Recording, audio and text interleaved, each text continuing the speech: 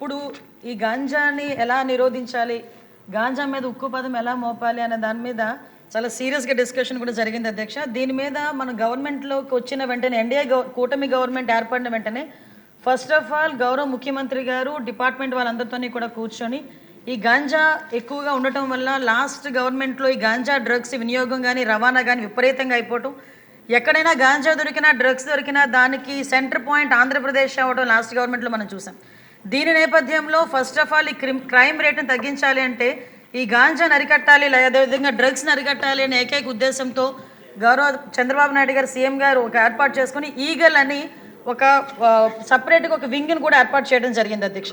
దానికి ఆంధ్రప్రదేశ్ ప్రభుత్వం కూడా జీవోఎంఎస్ నెంబర్ 145 మొన్నకు ఇచ్చారు అధ్యక్ష. మొన్న బడ్జెట్లో కూడా ఈగల్కి సపరేట్గా ఒక బడ్జెట్ని కూడా కేటాయించారు అధ్యక్ష.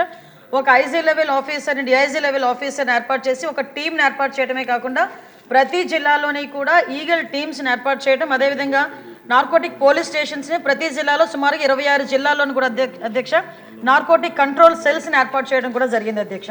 ఇందాక మన సభ్యులు మాట్లాడుతున్నప్పుడు 11,000 ఎకరాల నుంచి మనకు 100 ఎకరాల వరకు రావటం అనేది సంతోషంగా ఉంది అని చెప్పారు. దీన్ని కూడా ఎలా కంట్రోల్ చేయాలి, దానికి సంబంధించిన ప్రతి ఇన్ఫర్మేషన్ కూడా డిపార్ట్మెంట్ వాళ్ళ దగ్గర ఉంటుందని చెప్పారు అధ్యక్ష. అది ఉండటానికి నిజంగా ఒక 20 హాట్స్పాట్లను కూడా ఈగల్ టీం అదేవిధంగా డిపార్ట్మెంట్ వాళ్ళందరూ కూడా ఐడెంటిఫై చేశారు అధ్యక్ష.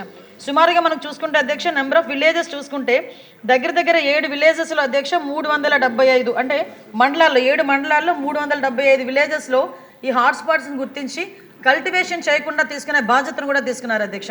ఒక ఎగ్జాంపుల్ చెప్పాలి అధ్యక్ష, 359 ఫ్యామిలీస్ ఇందులోని గత కొన్ని సంవత్సరాలుగా వీళ్ళు హ్యాబిచువల్ అఫెండర్స్ అధ్యక్ష. కల్టివేషన్ చేస్తూనే ఉంటారు, ఎంతమంది చెప్పనేయండి ఎన్ని చేయనియండి వాళ్ళు అక్కడ కల్టివేషన్ చేస్తూనే ఉంటారనమాట.